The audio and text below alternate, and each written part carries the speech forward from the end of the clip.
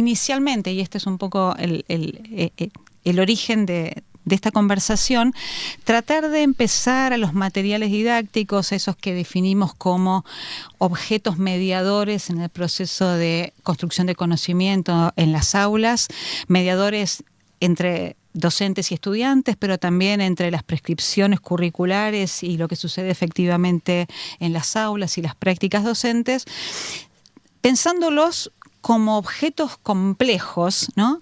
Que prácticamente están naturalizados en la vida de las aulas. Es decir, no hay proceso educativo que no tenga alguna mediación de algún material. El libro de texto, la fotocopia que circula en la escuela, el video que usamos para enseñar tal cuestión, el juego que estamos implementando para trabajar determinados temas.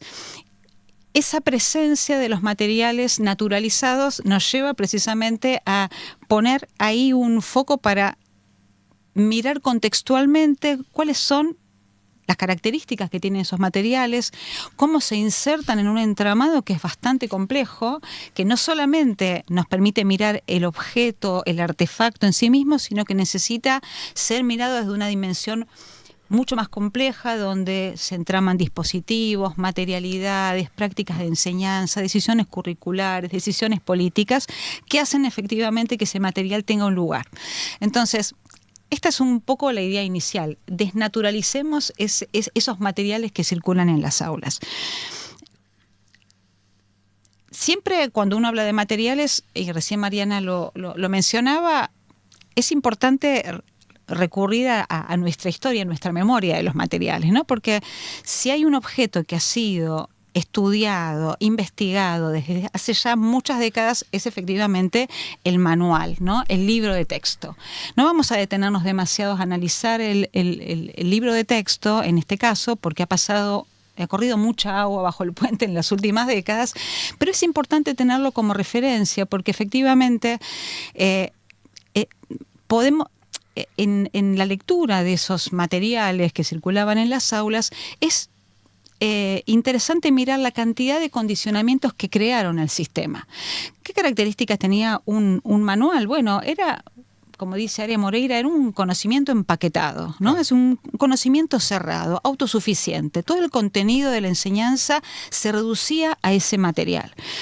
Y esto tenía que ver con un modelo educativo, con un paradigma educativo. Es un paradigma educativo que en nuestro país se consolidó en la segunda mitad del siglo XIX y que requería también la homogeneización de los conocimientos que se ofrecían desde la escuela, desde un modelo memorístico, de un modelo muy estandarizado y muy masivo. El libro no era solamente un objeto que valía la pena de ser estudiado per se, sino en el marco de todos esos condicionamientos que suponía ese modelo educativo, claro, ese paradigma, ¿no?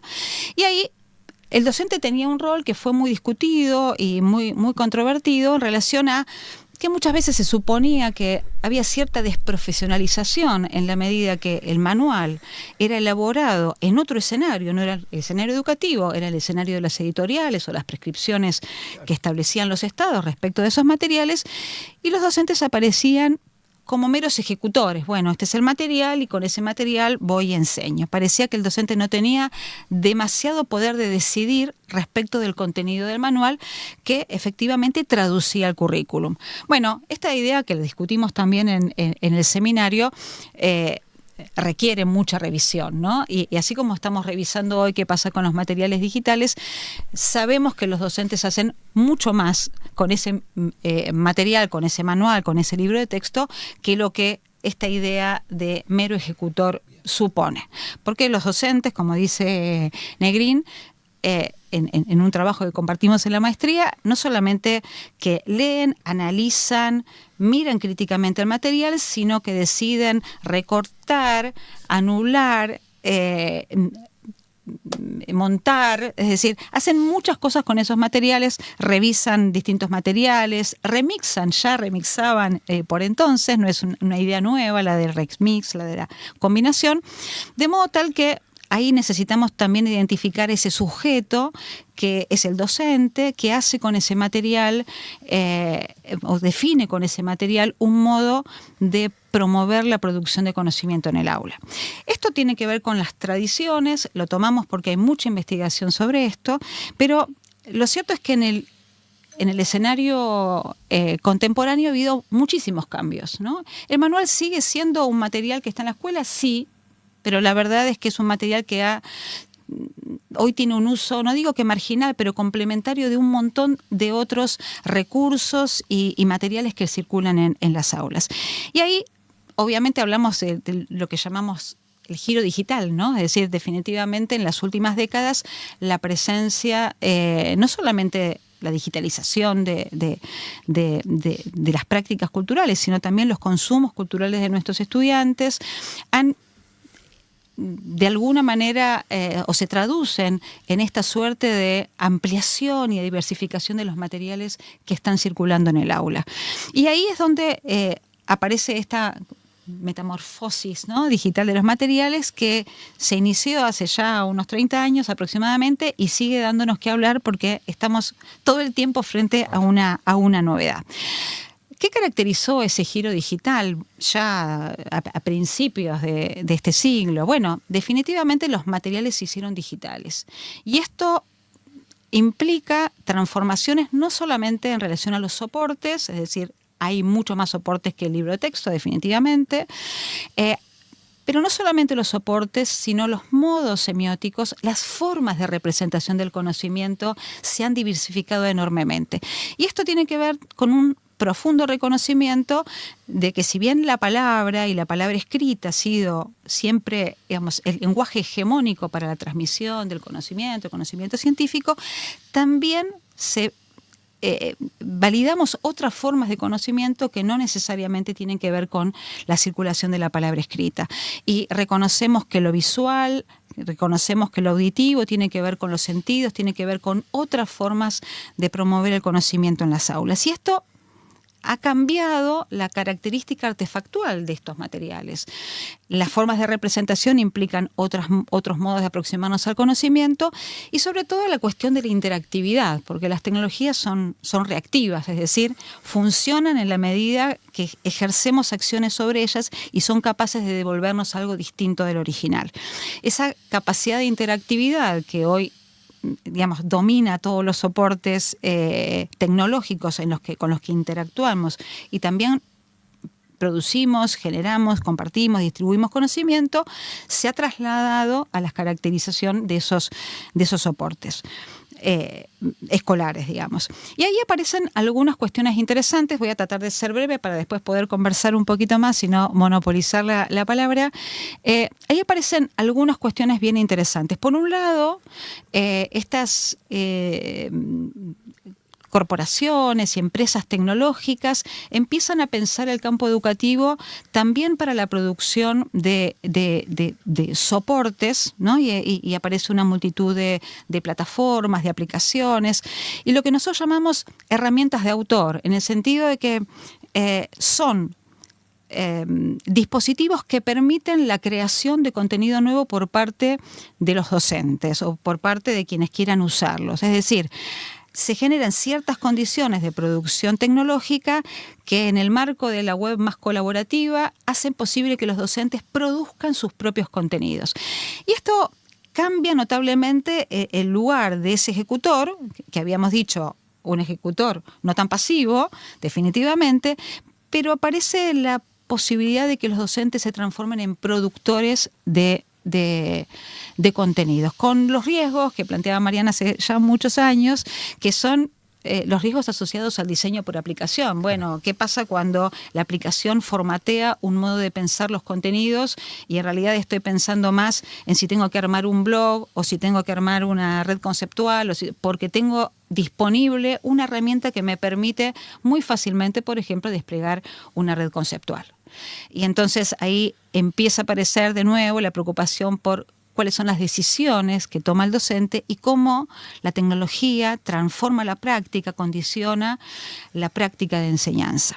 Esta es una cuestión interesante. Muchos de nosotros como pedagogos hemos trabajado en esta customización de las plataformas y hemos trabajado y seguimos trabajando para ver de qué manera podemos a través de la tecnología generar esas experiencias de aprendizaje más complejas que el mero objeto digital y creo que hemos hecho muchos avances en ese sentido, generando experiencias muy ricas de enseñanza en manos de docentes que trabajan con estas herramientas generando sus propios productos. Claro. Estoy pensando en las simulaciones que se pueden hacer con algunas herramientas que en algún momento diseñamos, por ejemplo, dentro de la Universidad de Buenos Aires, en el Centro de Tecnología y Pedagogía de la UBA. Digo, ahí los docentes aparecen generando esa posibilidad de desarrollar un contenido alternativo. Y no solo eso, sino que en el escenario de la web hay la posibilidad de cuestiones que estábamos hablando antes de sentarnos aquí, que tenía que ver con dos conceptos que vienen, uno del campo de las artes visuales y otro de la música, que es el concepto de curaduría y el remixado o el remix o el mashup. Es decir, frente a esa disponibilidad enorme de recursos digitales, hay una posibilidad nueva, yo digo, ya tiene muchos años, de que los docentes puedan apropiarse de esos productos, hacer selecciones criteriosas de esos materiales, incorporarlos a sus materiales, al punto de generar objetos nuevos. Claro. Y ahí se pone en discusión la cuestión de la autoría. Bueno, de quién es el autor de ese nuevo material que se crea, ¿no? ¿Es el docente? Y hay discusiones que podemos seguir expandiendo en relación con esta cuestión, porque efectivamente hay creación original nueva a partir de ese proceso de curar recursos que están disponibles, integrarlos a una propuesta de enseñanza o directamente intervenir sobre esos objetos y crear objetos nuevos que mantienen de alguna manera la marca del original, pero reconstruyen en otro plano, pensando en términos de la enseñanza, un material que definitivamente termina siendo un material nuevo. Este es como un momento que no es que abandonamos, hoy seguimos explorando en este tipo de hackeo a las plataformas. Decíamos en un momento hay que hackear las plataformas para hacer algo distinto con ellas, para evitar ese diseño por aplicación, ese límite que me ofrecen algunos de estos software para pensar que no hay otro modo de promover el conocimiento que no sea en el camino en el que me encuadran de alguna manera esas plataformas. Y cuando estábamos pensando esta cuestión, bueno, ahí del remix al prompting tiene que ver definitivamente con este escenario que se ha abierto en los últimos años y que tiene que ver con algo que ya seguramente en este espacio han venido diciendo de mil maneras distintas, que es la irrupción de las inteligencias artificiales. Y entonces ahí las oportunidades de producción para los docentes, porque aquí me parece que tenemos que volver a situarnos en este plano, pensar en el contexto específico en el que el docente no solamente se apropia de un material, sino que es capaz de producirlo y generar un recurso nuevo. Ahí las oportunidades, se abren y al mismo tiempo se complejiza el rol del docente en el sentido del